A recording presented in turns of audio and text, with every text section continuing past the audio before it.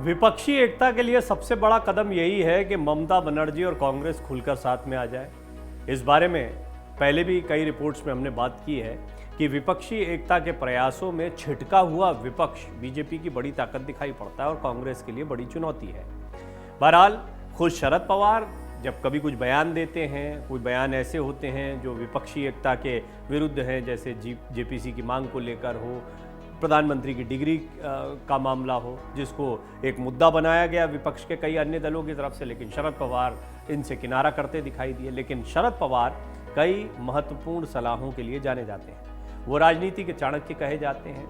सावरकर का मुद्दा बहुत तेजी से उठा था, लेकिन अब कांग्रेस ने इससे पैर पीछे खींचे हैं। राहुल गांधी ने, ऐसा कहा जाता है कि शरद पवार की सलाह को मान लिया। बहरहाल ये तो कुछ ऐसी बातें हैं जो ये बताती हैं कि कितनी शरद पवार की सलाहों को माना जा रहा है या किस तरीके से विपक्षी एकता के प्रयासों में तमाम राजनीतिक दल जुटे हुए हैं। मकसद एक ही दिखाई पड़ रहा है, बीजेपी को चुनौती देना। इस सब के बीच में बड़ी खबर यह है कि एनसीपी के मुखिया शरद पवार और कांग्रेस अध्यक्ष मल्लिकार्जुन खड़गे और राहुल गांधी की मुलाकात के बाद अब राहुल गांधी पवार की एक बड़ी सलाह मानने जा रहे हैं। पवार की सलाह पर ही राहुल गांधी जल्द ही पश्चिम बंगाल के मुख्यमंत्री ममता बनर्जी और महाराष्ट्र के पूर्व मुख्यमंत्री उद्धव ठाकरे से मिलने वाले हैं। आपको बता दें कि इससे पहले भी राहुल गांधी ने शरद पवार की सलाह पर अमल किया था और सावरकर के मुद्दे पर आक्रामक नहीं हुए या अभी आक्रामक नहीं दिखाई दे रहे हैं। हाल के दिनों में तनाव के बीच राहुल गांधी ने आश्वासन दिया था कि वो सावरकर के मुद्दों पर बोलने से बचेंगे। कांग्रेस सूत्रों का कहना है कि खड़गे और राहुल गांधी से मुलाकात के दौरान पवार ने राहुल गांधी को ममता और उद्धव से मिलने की सलाह दी थी। जानकारों का कहना है कि अब राहुल गांधी जल्द ही इस सलाह पर अमल करने वाले हैं। ममता बनर्जी से राहुल गांधी की प्रस्तावित मुलाकात को सियासी नजरिए से काफी महत्वपूर्ण माना जा रहा है, क्योंकि ममता ने लंबे समय से कांग्रेस से दूरी बना रखी है और वो बीच बीच में हमलावर रुख भी अपनाती रही है। आपको बता दें कि हाल के दिनों में विभिन्न महत्वपूर्ण मुद्दों पर पवार का रुख कांग्रेस के विपरीत रहा है, मगर पवार की कांग्रेस नेताओं के साथ अच्छे माहौल में बैठक हुई है। कांग्रेस सूत्रों का कहना है कि बैठक के दौरान पवार ने राहुल को विपक्षी नेताओं के पास जाकर बातचीत करने और विपक्षी एकता की मुहिम को और तेज करने की सलाह दी है। इसी के बाद राहुल के जल्द ही मुंबई में उद्धव ठाकरे से मिलने की उम्मीद की जा रही है। जानकारों का कहना है कि दोनों नेताओं की महत्वपूर्ण मुलाकात मातोश्री में हो सकती है। इसके बाद राहुल गांधी टीएमसी मुखिया ममता बनर्जी से भी मुलाकात कर सकते हैं। सागर दिघी विधानसभा सीट पर उपचुनाव हारने के बाद ममता ने भाजपा के साथ कांग्रेस पर भी तीखा हमला बोला था। हालांकि आपको याद होगा कि खुद नॉर्थ ईस्ट में चुनाव प्रचार करते हुए राहुल गांधी ने भी टीएमसी पर हमला बोला था। लेकिन अब बात 2024 के लोकसभा चुनाव की है और यहाँ पर विपक्षी एकजुटता दिखाना जरूरी है, लिहाजा बहुत मुमकिन है कि ममता बनर्जी और राहुल गांधी की मुलाकात भी हो। जो हाल में पश्चिम बंगाल में उपचुनाव हुआ था, उसमें कांग्रेस ने जीत हासिल करने के साथ ही पश्चिम बंगाल विधानसभा में अपना खाता खोला था।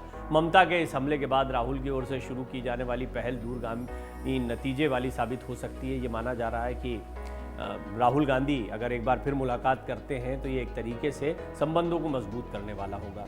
ये बात सही है कि ममता बनर्जी बहुत लंबे समय से कांग्रेस और खास तौर पर गांधी परिवार से परहेज करती रही हैं। आप ये भी मत भूलिए कि राहुल गांधी को लेकर उन्होंने अभी हाल में एक बयान दिया था। टीएमसी का ये स्टैंड है कि प्रधानमंत्री मोदी की टीआरपी है राहुल गांधी, वो चेहरा नहीं हो सकते विपक्ष। कांग्रेस से उतना परहेज नहीं दिखता है, विपक्षी एकता से परहेज। राहुल गांधी चेहरा होंगे, इस बात से परहेज है। तो अब राहुल गांधी की मुलाकात इसलिए भी अहम मानी जा रही है कि बहुत मुमकिन है सब अपने प्रदर्शन पर या मिलजुल कर लड़ने पर ध्यान दें। चेहरा कौन होगा ये बाद में देखा जाएगा।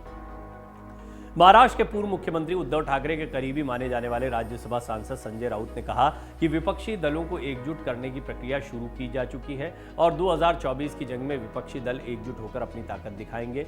उन्होंने कहा कि कांग्रेस एक राष्ट्रीय पार्टी है और कांग्रेस की ओर से विपक्षी नेताओं के साथ मुलाकात की पहल का सभी विपक्षी दलों को स्वागत करना चाहिए। उन्होंने ये भी बताया कि सोमवार को कांग्रेस महासचिव केसी वेणुगोपाल की उद्धव ठाकरे से मुलाकात प्रस्तावित है। इस मुलाकात के दौरान ही राहुल गांधी और उद्धव ठाकरे की बैठक के संबंध में कोई फैसला किया जाएगा। इस बैठक के दौरान अन्य मुद्दों पर भी चर्चा की जाएगी। संजय राउत ने कहा कि महाराष्ट्र में एकजुट विपक्ष अपनी ताकत दिखाने में कामयाब रहेगा। उन्होंने राज्य की 48 में से 40 सीटों पर जीत हासिल करने का दावा भी किया है। उद्धव गुट के नेता संजय राउत का कहना है कि भाजपा की ओर से विपक्ष की एकजुटता की मुहिम को विफल करने के लिए साजिश रची जा रही है, मगर यह साजिश कभी सफल नहीं होगी। राउत ने कहा कि 2024 में देश में सत्ता परिवर्तन होना तय है और विपक्षी दलों की ओर से इस दिशा में पहला कदम उठाया गया है।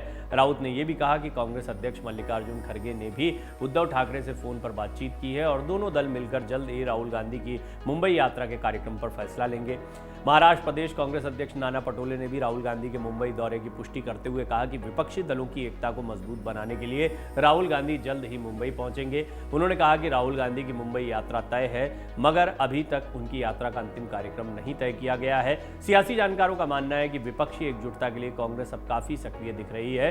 कांग्रेस अध्यक्ष खड़गे ने पिछले दिनों फोन पर कई विपक्षी दलों के नेताओं के साथ बातचीत की थी और अब उसका नतीजा दिखने लगा है। विपक्षी नेता मंथन कर रहे हैं कि 2024 के चुनाव में कैसे प्रधानमंत्री नरेंद्र मोदी और भाजपा का सामना किया जाए।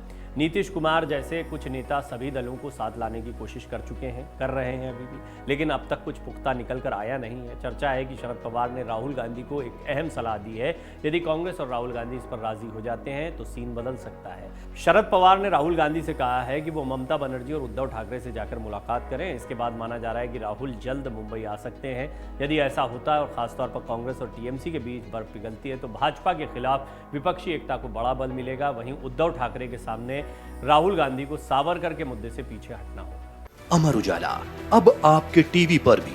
अपने स्मार्ट टीवी पर YouTube पर सर्च करें अमर उजाला, चैनल सब्सक्राइब करें और देखें ताजा खबरें, वो भी HD क्वालिटी में।